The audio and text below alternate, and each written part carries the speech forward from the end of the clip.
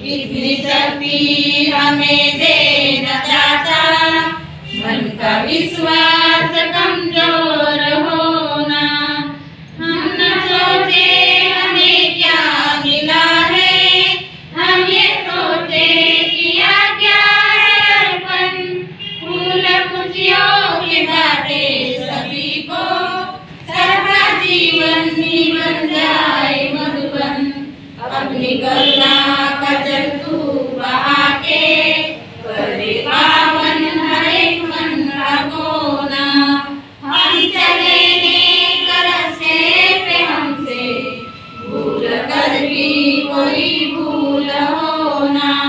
इतनी शक्ति हमें दे न दाता, मन का विश्वास कमजोर होना। मन का विश्वास कमजोर होना, मन का विश्वास कमजोर होना। सागर जीवनाची चित्र आहे ते. आपल्याला त्या प्रत्येकाच्या जीवनाच्या चित्राला कागदावर उतरवायचं आहे. आता सरांनी हे फोटोवर दाखवले का तुम्हाला कसं असतं गुगली पेंटिंग आर्ट दाखवलं असेल.